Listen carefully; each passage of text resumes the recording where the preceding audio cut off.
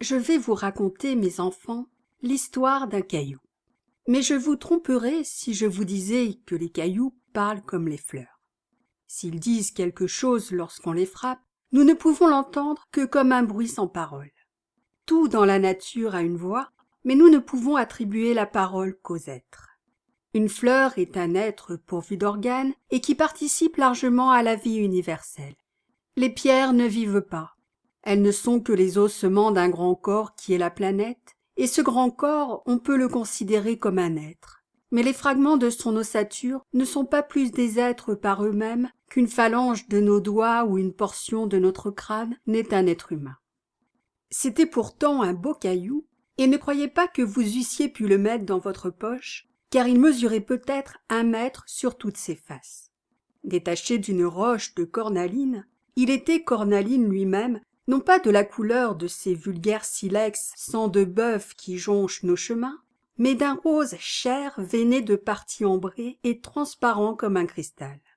Vitrification splendide, produite par l'action des feux plutoniens sur l'écorce silicieuse de la terre, il avait été séparé de sa roche par une dislocation, et il brillait au soleil, au milieu des herbes, tranquille et silencieux depuis des siècles dont je ne sais le compte. La fée Hydrocharis, beauté des eaux, était amoureuse des ruisseaux clairs et tranquilles parce qu'elle y faisait pousser ses plantes favorites. La fée avait du dépit, car après une fonte de neige assez considérable sur les sommets de montagne, le ruisseau avait ensablé de ses eaux troublées et grondeuses les tapis de fleurs et de verdure que la fée avait caressés et bénis la veille. Elle s'assit sur le gros caillou, et contemplant le désastre, elle se fit ce raisonnement. La fée des glaciers, ma cruelle ennemie, me chassera de cette région comme elle m'a chassé déjà des régions qui sont au-dessus et qui, maintenant, ne sont plus que des amas de ruines. Ces roches entraînées par les glaces, ces moraines stériles où la fleur ne s'épanouit plus, où l'oiseau ne chante plus, où le froid et la mort règnent stupidement, menacent de s'étendre sur mes riants et barges et sur mes bosquets embaumés. Je ne puis résister, le néant veut triompher ici de la vie, le destin aveugle et sourd est contre moi. Si je connaissais au moins les projets de l'ennemi, j'essaierais de lutter. Mais ces secrets ne sont confiés qu'aux ondes fougueuses dont les 1000 voix confuses me sont inintelligibles. Dès qu'elles arrivent à mes lacs et à mes étangs, elles se taisent, et sur mes pentes sinueuses, elles se laissent glisser sans bruit. Comment les décider à parler de ce qu'elles savent des hautes régions d'où elles descendent et où il m'est interdit de pénétrer? La fée se leva, réfléchit encore, regarda autour d'elle et accorda enfin son attention au caillou qu'elle avait jusque-là méprisé comme une chose inerte et stérile. Il lui vint alors une idée qui était de placer ce caillou sur le passage incliné du ruisseau. Elle ne prit pas la peine de pousser le bloc, elle souffla dessus et le bloc se mit en travers de l'eau courante, debout sur le sable où il s'enfonça par son propre poids de manière à y demeurer solidement fixé.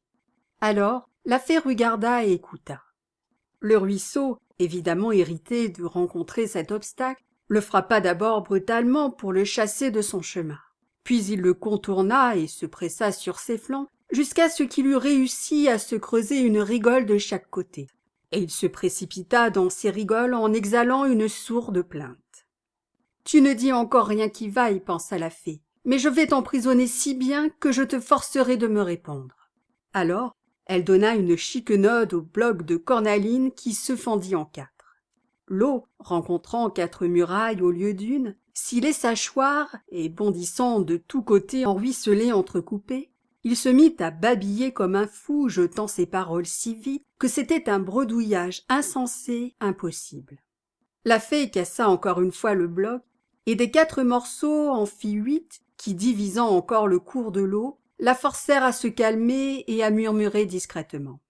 Alors, elle saisit son langage, et comme les ruisseaux sont de nature indiscrète et babillarde, elle apprit que la reine des glaciers avait résolu d'envahir son domaine et de la chasser encore plus loin.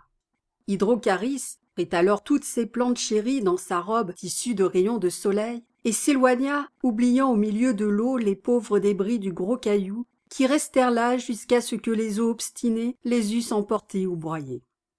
Rien n'est philosophe et résigné comme un caillou. Celui dont j'essaie de vous dire l'histoire n'était plus représenté un peu dignement que par un des 8 morceaux, lequel était encore gros comme votre tête et à peu près aussi rond, vu que les os qui avaient émietté les autres l'avaient roulé longtemps. Soit qu'il eût eu plus de chance, soit qu'on eût eu des égards pour lui, il était arrivé beau, luisant et bien poli jusqu'à la porte d'une hutte de roseaux où vivaient d'étranges personnages. C'étaient des hommes sauvages vêtus de peaux de bêtes, portant de longues barbes et de longs cheveux, faute de ciseaux pour les couper, ou parce qu'ils se trouvaient mieux ainsi, et peut-être n'avaient-ils pas tort. Mais s'ils n'avaient pas encore inventé les ciseaux, ce dont je ne suis pas sûr, ces hommes primitifs n'en étaient pas moins d'habiles couteliers.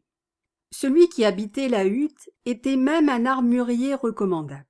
Il ne savait pas utiliser le fer, mais les cailloux grossiers devenaient entre ses mains des outils de travail ingénieux ou des armes redoutables. C'est vous dire que ces gens appartenaient à la race de l'âge de pierre qui se confond dans la nuit des temps avec les premiers âges de l'occupation celtique. Un des enfants de l'armurier trouva sous ses pieds le beau caillou amené par le ruisseau, et croyant que c'était un des nombreux éclats ou morceaux de rebut jetés çà et là autour de l'atelier de son père, il se mit à jouer avec et à le faire rouler. Mais le père, frappé de la vive couleur et de la transparence de cet échantillon, lui ôta des mains et appela ses autres enfants et apprentis pour l'admirer. On ne connaissait dans le pays environnant aucune roche d'où ce fragment pût provenir. L'armurier recommanda à son monde de bien surveiller les cailloux que charriait le ruisseau, mais ils eurent beau chercher et attendre, ils n'en trouvèrent pas d'autre et celui-ci resta dans l'atelier comme un objet des plus rares et des plus précieux. À quelques jours de là, un homme bleu descendit de la colline et somma l'armurier de lui livrer sa commande. Cet homme bleu, qui était blanc en dessous, avait la figure et le corps peints avec le suc d'une plante qui fournissait aux chefs et aux guerriers ce que les Indiens d'aujourd'hui appellent encore leur peinture de guerre. Il était donc de la tête aux pieds d'un beau bleu d'azur, et la famille de l'armurier le contemplait avec admiration et respect. Il avait commandé une hache de silex, la plus lourde et la plus tranchante qui eût été jamais fabriquée depuis l'âge du renne, et cette arme formidable lui fut livrée moyennant le prix de 2 peaux d'ours, selon qu'il avait été convenu. L'homme bleu ayant payé allait se retirer, lorsque l'armurier lui montra son caillou de cornaline en lui proposant de le façonner pour lui en hache ou en casse-tête. L'homme bleu, émerveillé de la beauté de la matière, demanda un casse-tête qui serait en même temps un couteau propre à dépecer les animaux après les avoir assommés. On lui fabriqua donc avec ce caillou merveilleux un outil admirable auquel, à force de patience, on peut même donner le poli jusqu'alors inconnu à une industrie encore privée de meules. Et, pour porter au comble la satisfaction de l'homme bleu, un des fils de l'armurier, enfant très adroit et très artiste, dessina avec une pointe faite d'un éclat la figure d'un daim sur un des côtés de la lame. Un autre, apprenti très habile au montage, enchâssa l'arme dans un manche de bois fondu par le milieu et assujetti aux extrémités par des cordes de fibres végétales très finement tressées et d'une solidité à toute épreuve.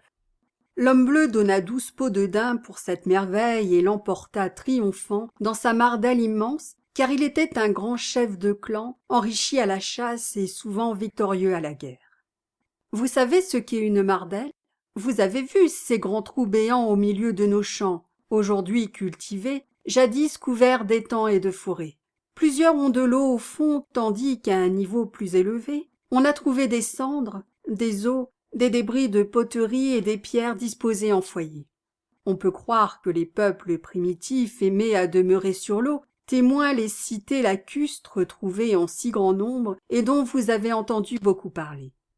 Moi, j'imagine que dans les pays de plaine comme les nôtres où l'eau est rare, on creusait le plus profondément possible et autant que possible aussi dans le voisinage d'une source. On détournait au besoin le cours d'un faible ruisseau et on l'emmagasinait dans ses profonds réservoirs, puis l'on bâtissait sur pilotis une spacieuse demeure qui s'élevait comme un îlot dans un entonnoir et dont les toits inaperçus ne s'élevaient pas au-dessus du niveau du sol, toute condition de sécurité contre le parcours des bêtes sauvages ou l'invasion des hordes ennemies. Quoi qu'il en soit, L'homme bleu résidait dans une grande mardelle, on dit aussi margelle, entourée de beaucoup d'autres plus petites et moins profondes, où plusieurs familles s'étaient établies pour obéir à ses ordres en bénéficiant de sa protection. L'homme bleu fit le tour de toutes ces citernes habitées, franchit pour entrer chez ses clients les arbres jetés en guise de pont, se chauffa à tous les foyers, causa amicalement avec tout le monde, montrant sa merveilleuse hache rose et laissant volontiers croire qu'il l'avait reçue en présent de quelque divinité. Si on le crut ou si l'on feignit de le croire, je l'ignore. Mais la hache rose fut regardée comme un talisman d'une invincible puissance, et lorsque l'ennemi se présenta pour envahir la tribu, tous se portèrent au combat avec une confiance exaltée.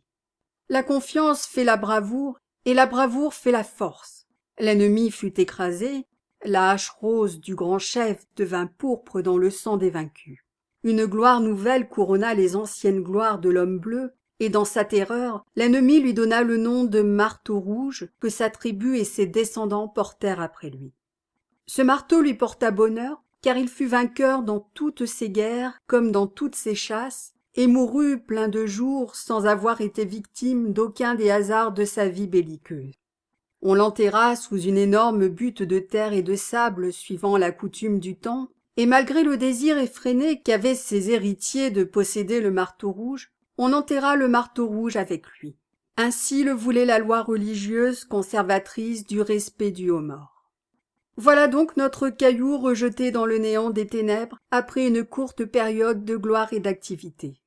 La tribu du marteau rouge eut lieu de regretter la sépulture donnée au talisman, car les tribus ennemies, longtemps épouvantées par la vaillance du grand chef, revinrent en nombre et dévastèrent les pays de chasse, enlevèrent les troupeaux et ravagèrent même les habitations.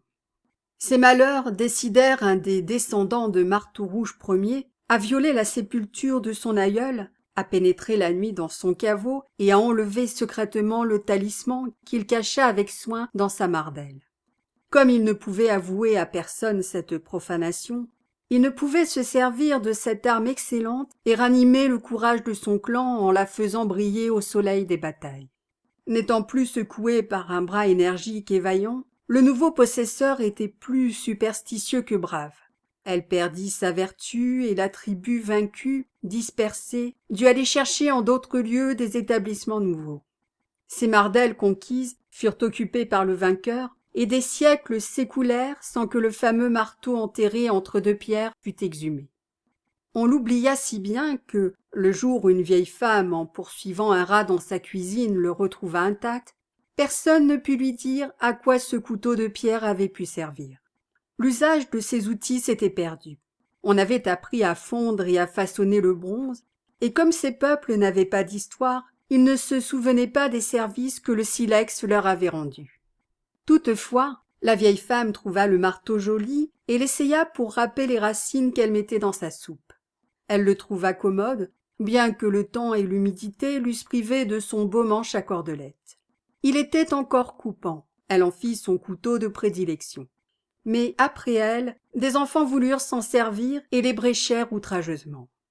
Quand vint l'âge du fer, cet ustensile méprisé fut oublié sur le bord de la margelle tarie et à demi comblée. On construisit de nouvelles habitations à fleur de terre avec des cultures autour. On connaissait la bêche et la cognée, on parlait, on agissait, on pensait autrement que par le passé. Le glorieux marteau rouge redevint simple caillou et reprit son sommeil impassible dans l'herbe des prairies. Bien des siècles se passèrent encore lorsqu'un paysan chasseur qui poursuivait un lièvre réfugié dans la mardelle et qui, pour mieux courir, avait quitté ses sabots, se coupa l'orteil sur une des faces encore tranchantes du marteau rouge. Il le ramassa, pensant en faire des pierres pour son fusil, et l'apporta chez lui où il l'oublia dans un coin. À l'époque des vendanges, il s'en servit pour caler sa cuve, après quoi il le jeta dans son jardin, où les choux, ces fiers occupants d'une terre longtemps abandonnée à elle-même, le couvrirent de leur ombre et lui permirent de dormir encore à l'abri du caprice de l'homme. 100 ans plus tard, un jardinier le rencontra sous sa bêche, et comme le jardin du paysan s'était fondu dans un parc seigneurial, ce jardinier porta sa trouvaille au châtelain en lui disant « Ma foi, monsieur le comte, Je crois bien que j'ai trouvé dans mes planches d'asperges un de ces marteaux anciens dont vous êtes curieux. Monsieur le comte complimenta son jardinier sur son œil d'antiquaire et fit grand cas de sa découverte. Le marteau rouge était un des plus beaux spécimens de l'antique industrie de nos pères, et malgré les outrages du temps, il portait la trace indélébile du travail de l'homme à un degré remarquable. Tous les amis de la maison et tous les antiquaires du pays l'admirèrent. Son âge devint un sujet de grande discussion. Il était en partie dégrossi et taillé au silex comme les spécimens des premiers âges, en partie façonné et poli comme ceux d'un temps moins barbare. Il appartenait évidemment à un temps de transition. Peut-être avait-il été apporté par des immigrants. À coup sûr, dirent les géologues, il n'a pas été fabriqué dans le pays, car il n'y a pas de traces de cornaline bien loin à la ronde. Les géologues n'oublièrent qu'une chose, c'est que les eaux sont les conducteurs de minéraux de toutes sortes, et les antiquaires ne songèrent pas à se demander si l'histoire des faits industriels n'était pas démentie à chaque instant par des tentatives personnelles dues au caprice ou au génie de quelque artisan mieux doué que les autres. La figure tracée sur la lame présentait encore quelques linéaments qui furent soigneusement examinés.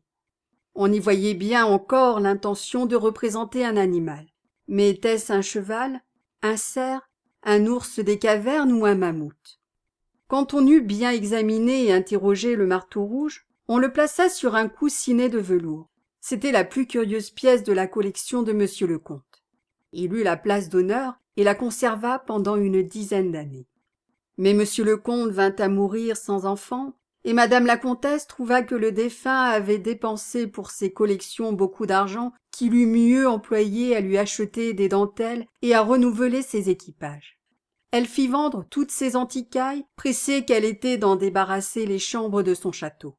Elle ne conserva que quelques gemmes gravées et quelques médailles d'or qu'elle pouvait utiliser pour sa parure, et comme le marteau rouge était tiré d'une cornaline particulièrement belle, elle le confia à un lapidaire chargé de le tailler en plaques destinées à un fermoir de ceinture.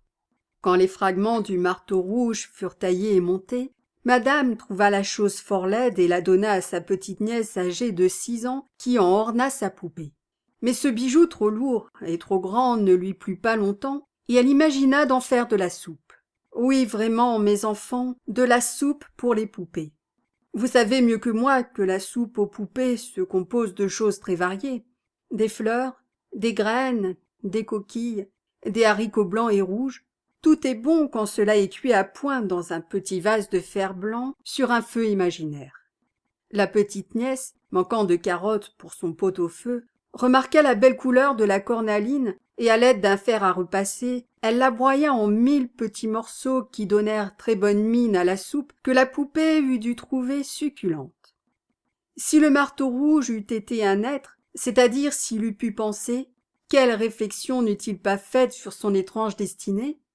Avoir été montagne et puis bloc? Avoir servi sous cette forme à l'œuvre mystérieuse d'une fée? Avoir forcé un ruisseau à révéler les secrets du génie des cimes glacées? Avoir été plus tard le palladium d'une tribu guerrière, la gloire d'un peuple, le sceptre d'un homme bleu? Être descendu à l'humble condition de couteau de cuisine jusqu'à ratisser Dieu sait quels légumes chez un peuple encore sauvage? Avoir retrouvé une sorte de gloire dans les mains d'un antiquaire jusqu'à se pavaner sur un socle de velours aux yeux des amateurs émerveillés, et tout cela pour devenir carotte fictive dans les mains d'un enfant, sans pouvoir seulement éveiller l'appétit dédaigneux d'une poupée? Le marteau rouge n'était pourtant pas absolument anéanti. Il en était resté un morceau gros comme une noix, que le valet de chambre ramassa en balayant et qu'il vendit 50 centimes au lapidaire.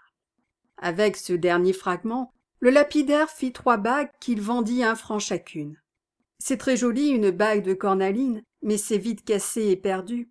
Une seule existe encore. Elle a été donnée à une petite fille soigneuse qui la conserve précieusement sans se douter qu'elle possède la dernière parcelle du fameux marteau rouge, lequel n'était lui-même qu'une parcelle de la roche aux fées. Tel est le sort des choses. Elles n'existent que par le prix que nous y attachons. Elles n'ont point d'âme qui les fasse renaître. Elles deviennent poussière, mais sous cette forme, tout ce qui possède la vie les utilise encore. La vie se sert de tout, et ce que le temps et l'homme détruisent renaît sous des formes nouvelles grâce à cette fée qui ne laisse rien perdre, qui répare tout et qui recommence tout ce qui était défait. Cette reine des fées, vous la connaissez fort bien, c'est la nature.